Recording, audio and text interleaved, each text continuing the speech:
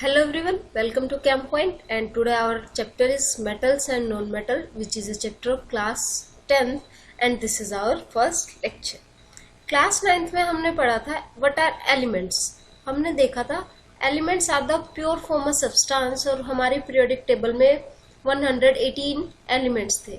आज हम देखेंगे कि हम उन elements को metal और non-metal में कैसे classify कर सकते हैं और हम देखेंगे what are the properties of metals physical as well as chemical and what are the properties of non metal. तो हमारा सबसे पहला टॉपिक है मेटल्स और हम डिस्कस करेंगे फिजिकल प्रॉपर्टीज ऑफ मेटल. जब हम बात करें फिजिकल प्रॉपर्टीज की, देन फर्स्ट फिजिकल प्रॉपर्टी है metals in pure state have shiny surface.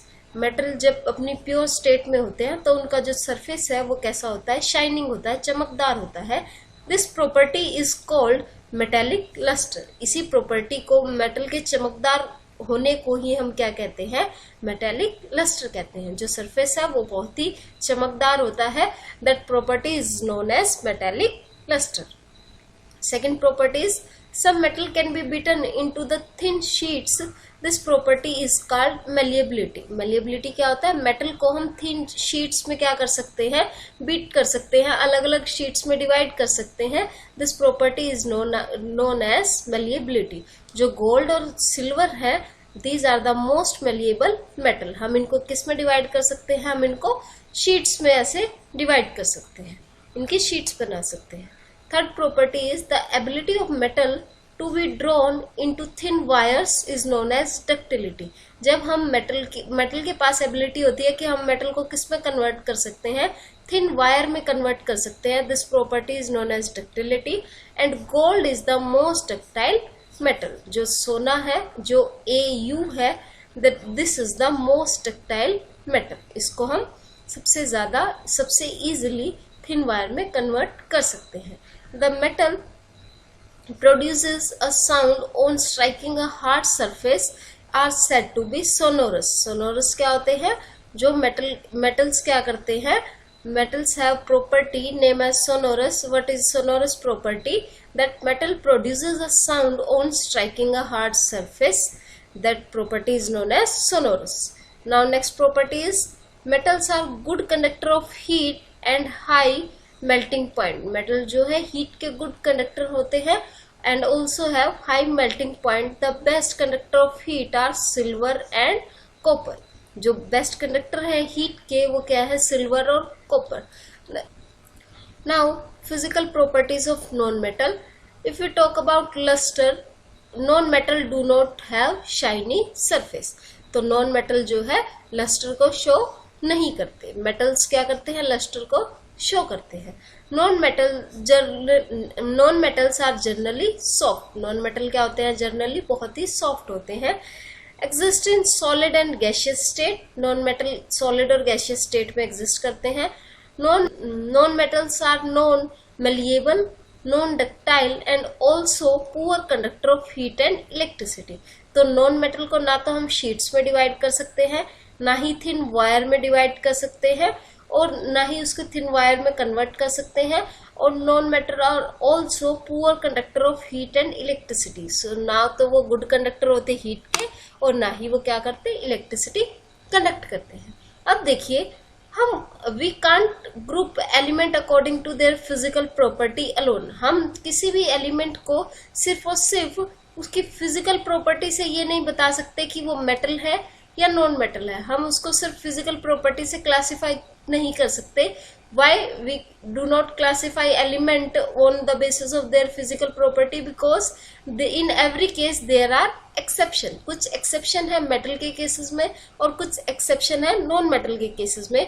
For example, all metals except mercury exist as solid. सारे के सारे मेटल जो है सॉलिड होते हैं, बट मर्करी एक मेटल है बट वो सॉलिड नहीं होता. Metal have high melting point, but gallium and cesium have very low melting point, and these two metal will melt if you keep them on palm. अगर आप उसको हथेली पे भी रखेंगे तो ये दोनों मेटल क्या हो जाते हैं, पिघल जाते हैं. और जबकि ये क्या है, मेटल है, और हमने पढ़ा था मेटल है high melting point.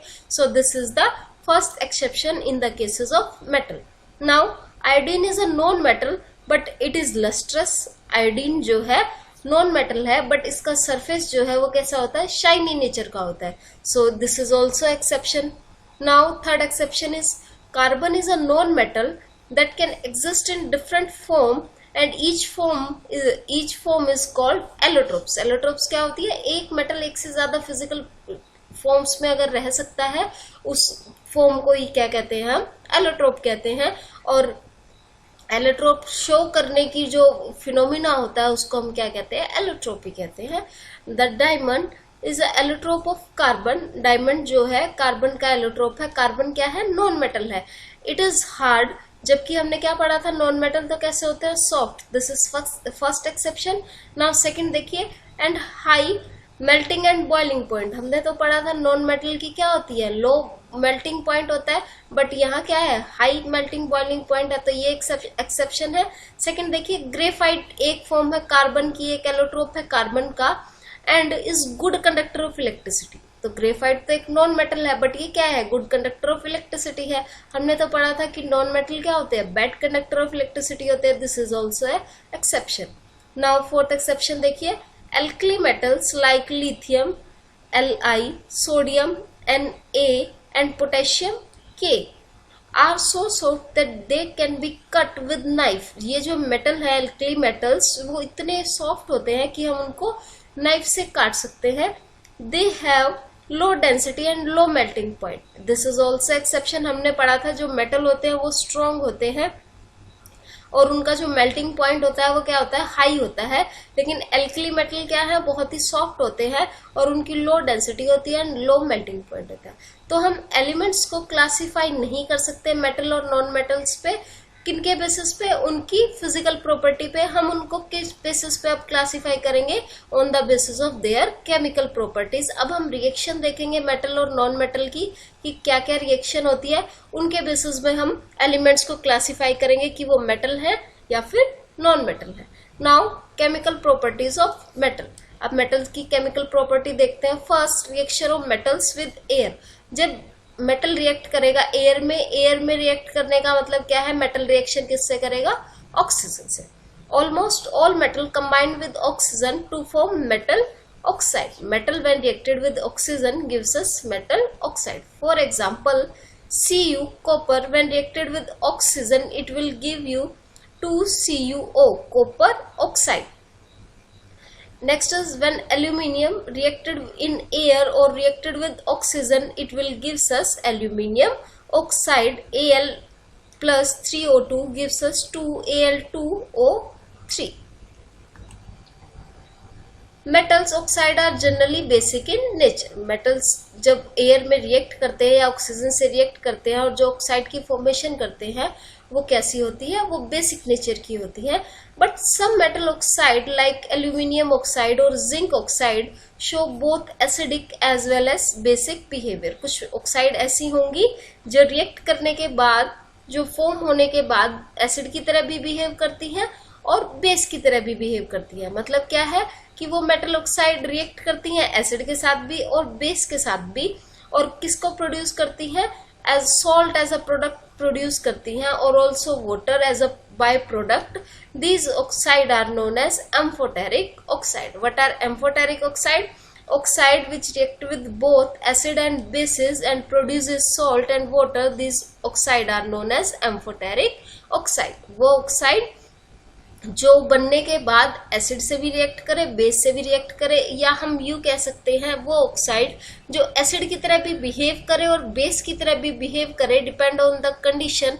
This oxide are known as amphoteric oxide. For example, aluminium oxide Al2O3 when reacted with HCl. HCl देखिए यहाँ पे क्या है, एसिड है, तो Al2O3 यहाँ किसकी तरह एक्ट कर रहा है, बेस की तरह, क्योंकि एसिड बेस की रिएक्शन होगी और फॉर्मेशन किसकी हो रही है, साल्ट की, which is AlCl3 plus 3 molecules of water.